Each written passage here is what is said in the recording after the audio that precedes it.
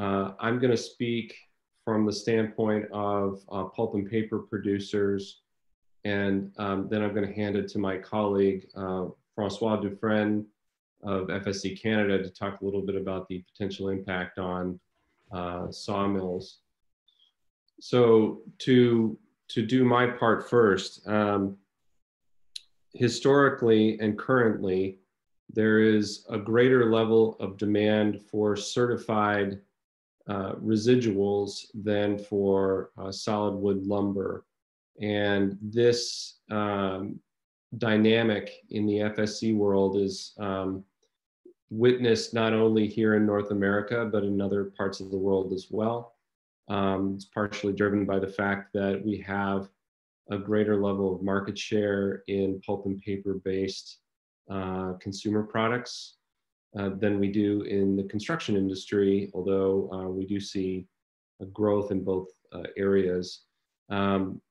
The implication of that imbalance kind of on the ground is that companies like sawmills that are producing, taking on FSC certified round wood inputs and allocating the credits to the output from the sawmill have traditionally been limited in the amount of FSC certified credits they can claim in the marketplace related to that demand imbalance.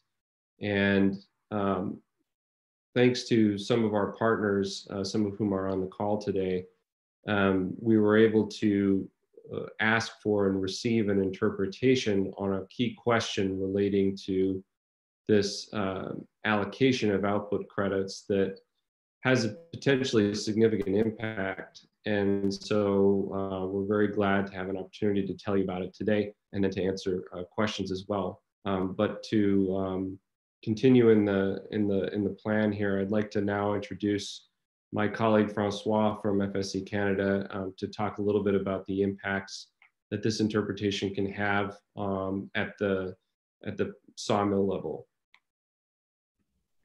Thank you, Chris. I hope you can hear me. Yes. Thank you. Yes, the impact in Canada is huge. I think this could be literally a game changer for FSC fiber supply from coast to coast, actually, especially in the western part of the country. As you may know, the vast majority of wood allocation from public lands, and 90% of Canada is public lands, and particularly in the boreal sector, is going first and foremost to sawmills and solid wood producers, and the residuals are therefore going to afterwards to pulp and paper sector. This has taken place over the last 2 or 3 decades because it's the most efficient way and cost-effective way to funnel the fiber through the different value streams of forest products in this country.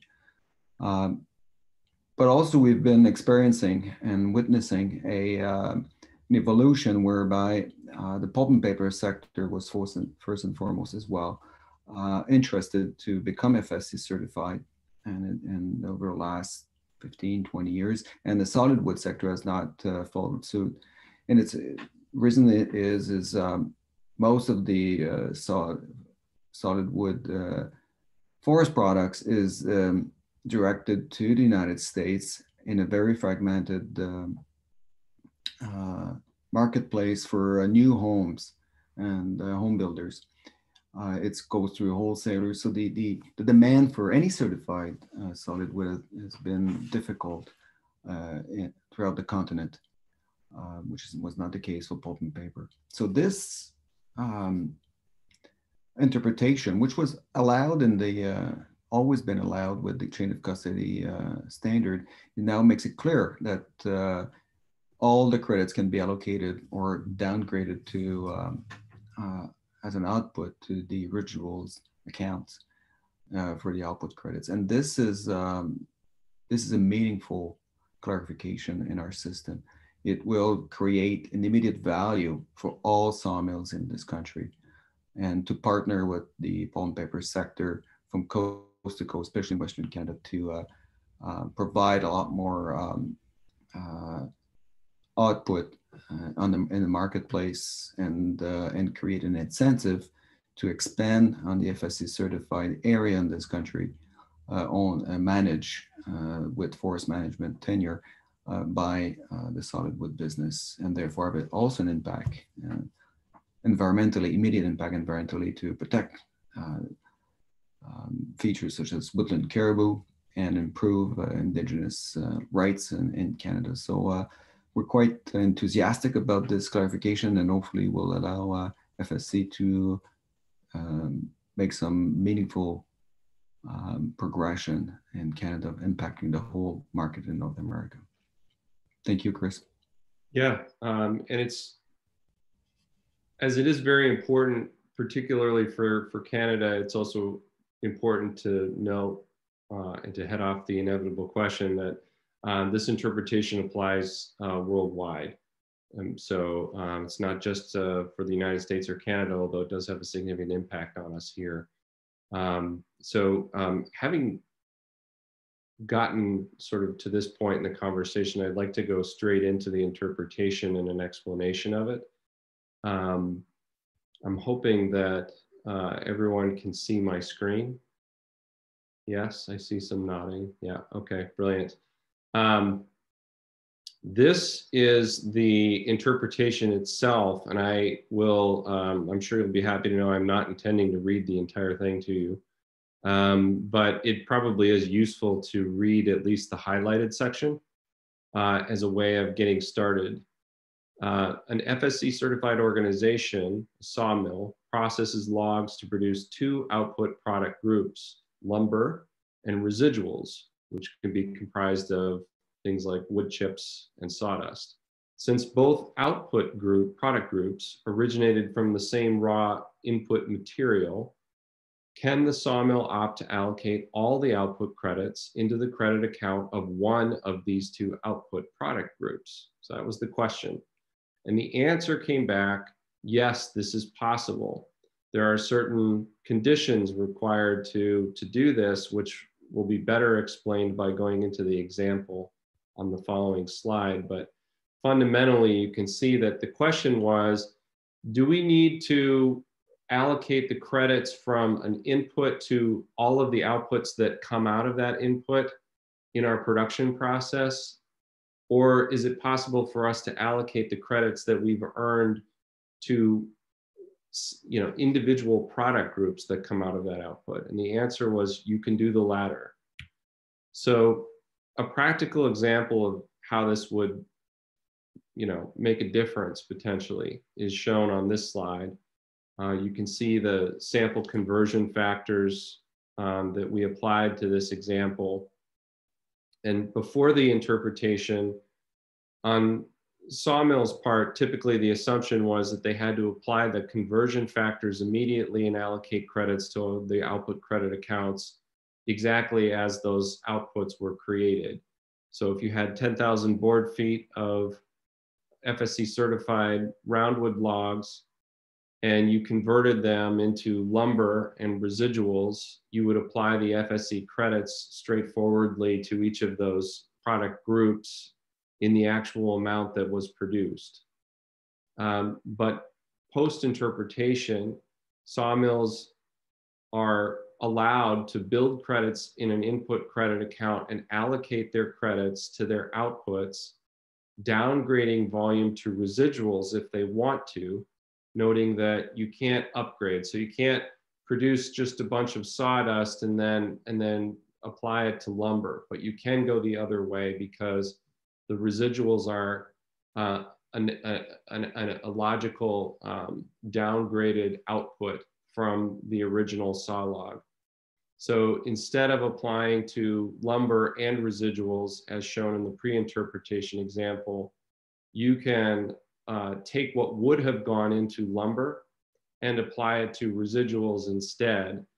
And the difference in FSC credits that would be made available to the marketplace in this example is a 200% increase, because in the first example, you're outputting 5,000 board feet of lumber and 100 tons of residuals. I'm sorry, it's 100% increase. Thank you, Jason. In the second example, the post-interpretation example, you're not leveraging any FSC credits in the lumber category, but instead reallocating them to residuals, thus creating another 100 tons of supply. And so this has a significant impact for those who are looking for more supply of FSC certified residuals for use in pulp and paper applications. And it also has some positive effect potentially on sawmills seeking to optimize the economic value proposition that they see from being FSC certified, as they can get more FSC credits into the marketplace taken up instead of languishing in accounts and ultimately expiring. So that is the simple explanation of the interpretation. And I do see a question in the chat. Maggie, I would like to really just go ahead and go straight into questions unless there's something that any of the other panelists wanted to mention before we do that. It sounds like everyone's okay. Oh, Francois, go ahead.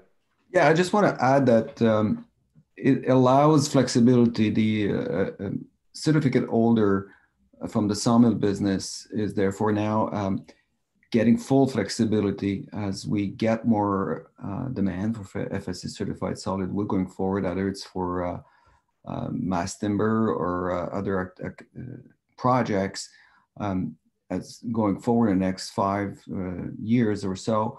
It allows a full flexibility to the solid wood business to allocate between the two mainstreams of their businesses, how to use the credits.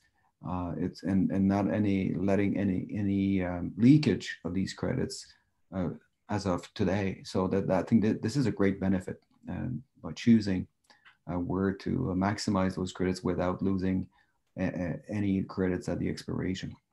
That's all I wanted to make it clear. Awesome, thank you.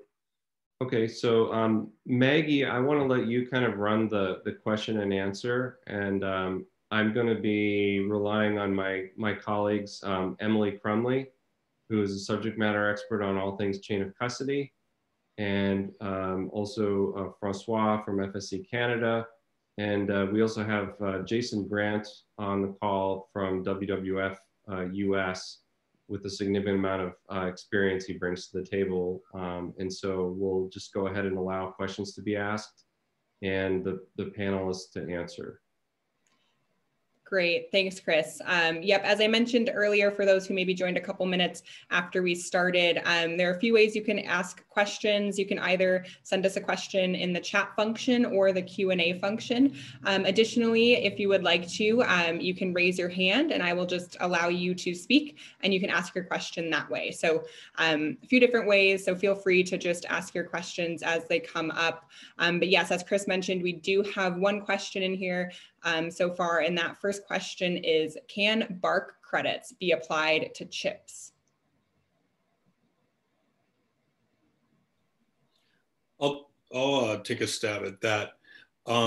So the way that this is set up is that you are keeping your credits in an input account for logs. And so you could have potential outputs as lumber, residuals, sawdust, and chips, and bark. You could have those 3 different product groups, but as long as you're downgrading, you could take the available credits in your log volume account and put them all into residuals, or I would guess all into bark, as long as you're downgrading.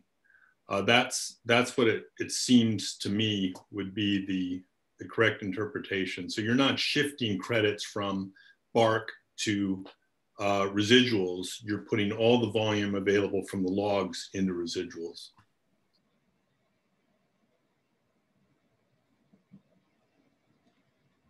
Great, if I can add a comment on this, Jason, I think the logic is you can make wood chips residuals from the lumber fiber. You can chip that. That's the logic. You can chip down, but you cannot make a lumber 2x4 out of chip, so you cannot upgrade it. I think the same logic goes to bark.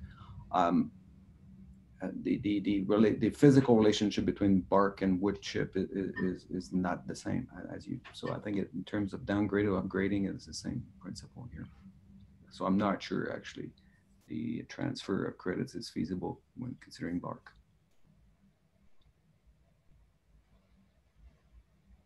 If Scott is able to let us know if that answer is satisfactory, that'd be great.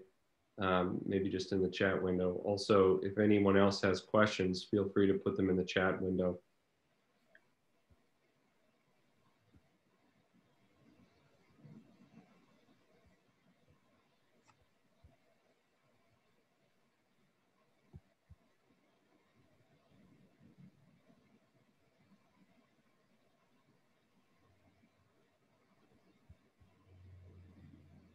While we wait, one of the things that's probably good to just mention is that if you are a producer of pulp and paper products, what you should do is work through your supply chain, make sure that this new interpretation is known by the entities in your supply chain that should know it, and make sure that where it presents an opportunity, that opportunity is exploited.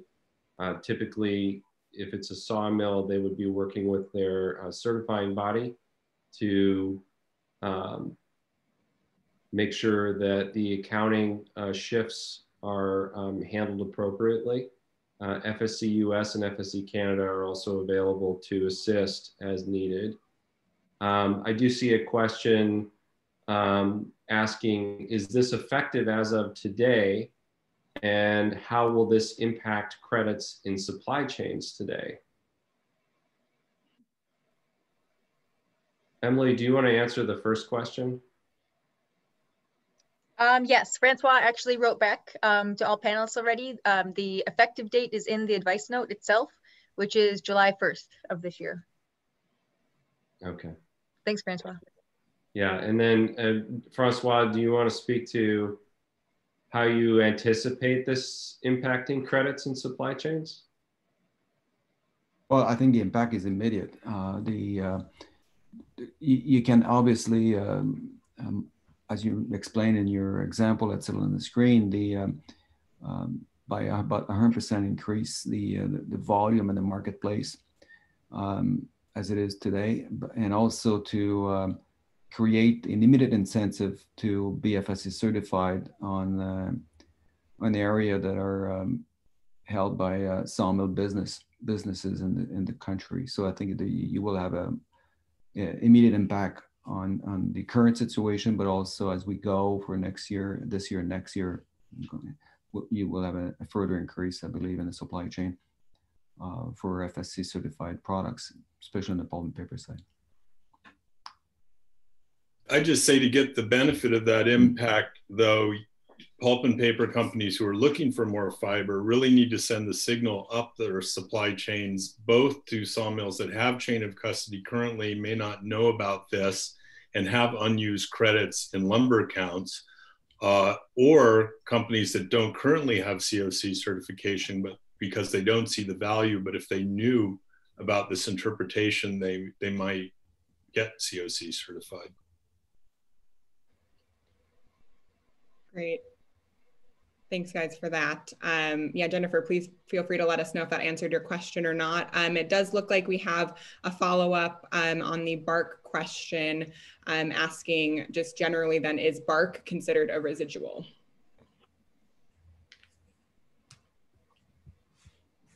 I think the answer, well, I'm probably the least qualified person to answer that question, so I'm going to let Emily, Jason, or Francois answer it.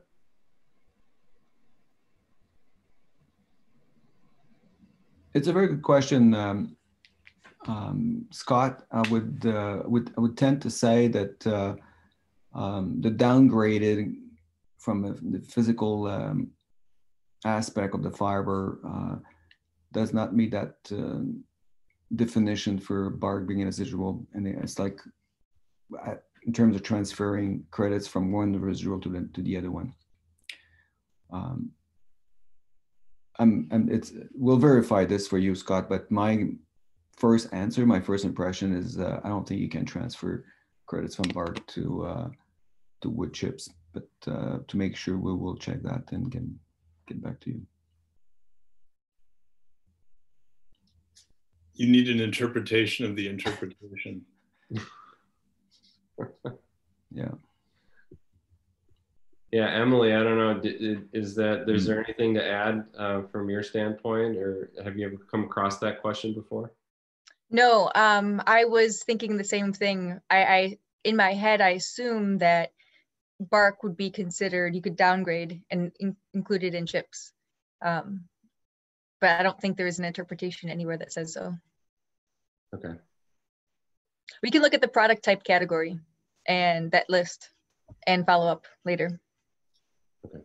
And remember, you're not going from bark into residuals. You're going from logs into an output account.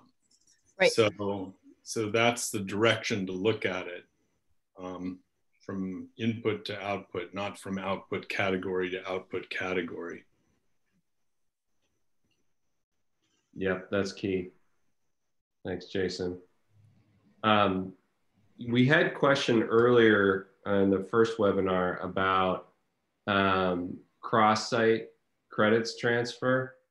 Emily, would you be willing to speak to that a little bit? I recall the question was, what is the requirement for FSC certified inputs at a site level? And then how do sites under a single certificate transfer credits as it would pertain to this interpretation?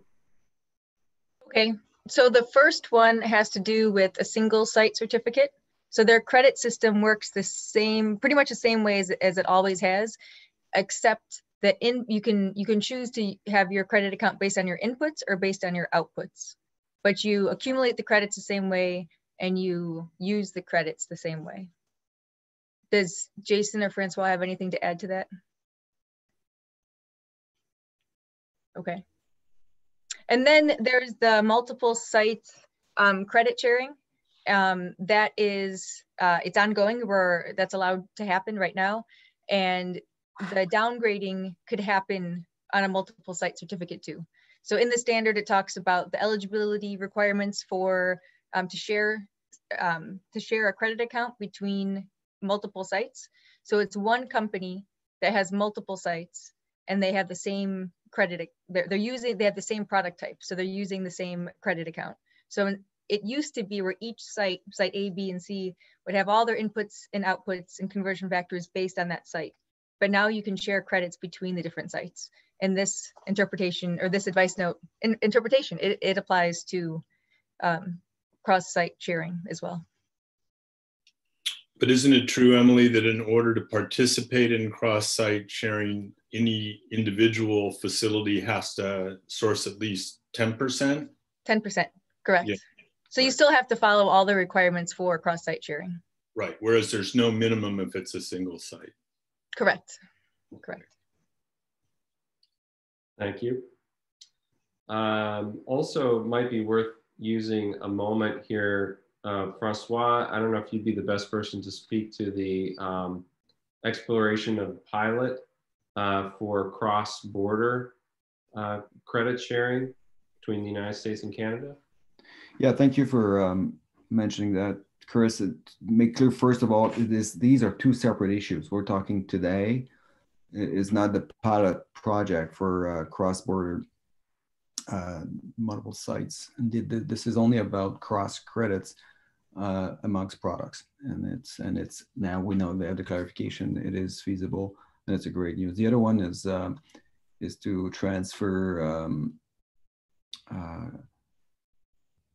logs or the between terms of credits between the different sites from the US to Canada, or vice versa, and that would be a pilot project to see how that would work, and if proper controls are in place to make sure it's going to work the way it's intended, and there's no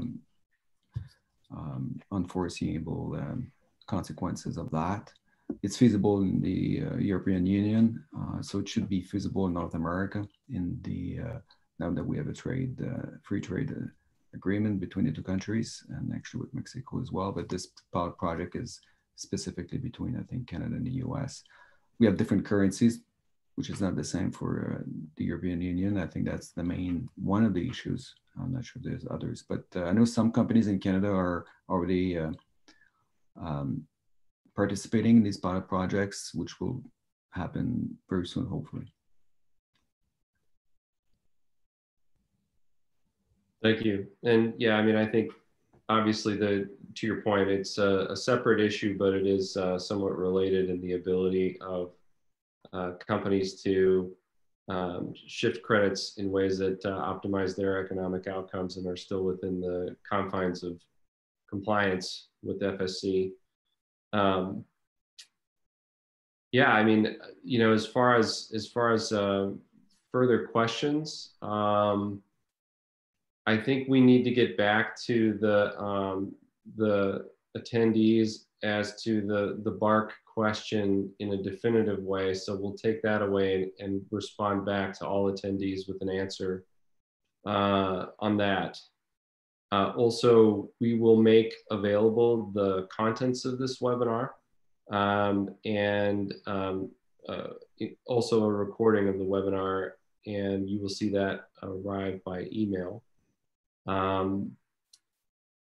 think I don't see any additional questions in the chat, but we might give it another minute or two and see if there aren't a few more.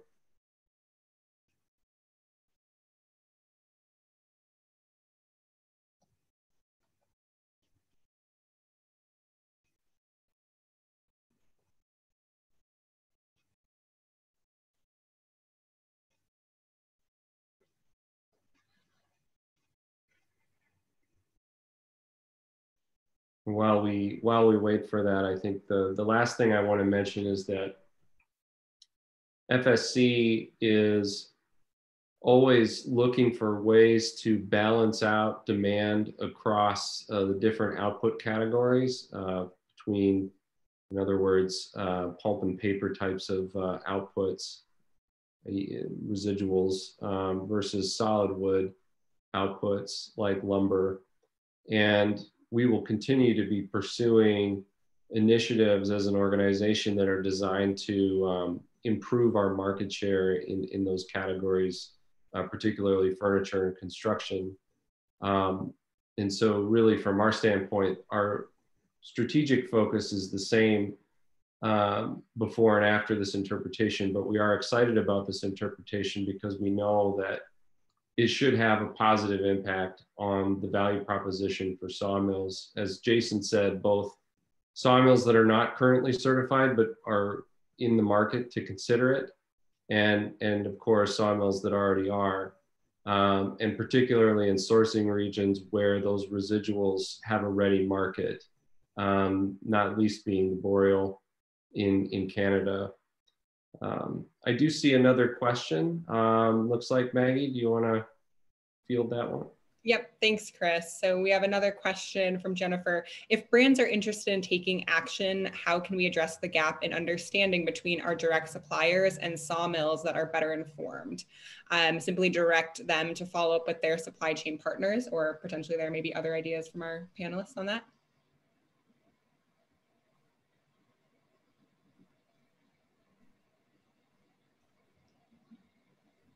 Jason, Emily, or Francois, I'm gonna let one or all of you answer that one. Feel free. Well, this webinar is recorded, so we can distribute links and people can view the webinar. Yeah, and I think if they have any questions, they can come to FSC US or FSC Canada. But basically, we would point them to the interpretation and the webinar. But it's a great opportunity for a lot of companies. So it's great to get that out. So that's a nice question.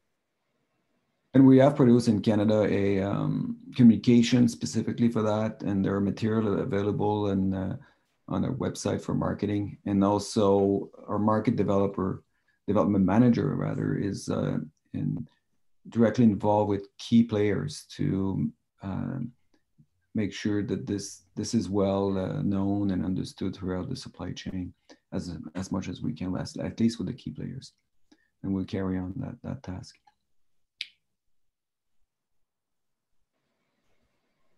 Thank you. You know, it looks like we may have done such a fabulous job. There are no additional questions. I'd like to think that's true. That means the next time we're all able to travel, we can get together and hoist a drink in celebration. Lord knows when that will happen. But yeah, if anyone else has any questions, please put them in the chat window in the next 10 or 20 seconds. If not, we can go ahead, I think, and close out today's webinar. Mm-hmm. Yeah, thank you, Chris. Just as any last questions are coming in, just to reiterate, we will be following up with this recording. And I do have this chat saved. So thank you to a few of you who threw in your comments on the BARC question. That'll be helpful for us to take a look at as well. So I appreciate that. And yep, so you'll be getting a follow-up from us. Feel free, if you think of any questions after we end this webinar, to send us an email. We're happy to answer questions as you think of them. Okay, thank you all very, very much for attending today. We will be around and obviously providing follow-up information. When in doubt on this, please feel free to send FSC United States email.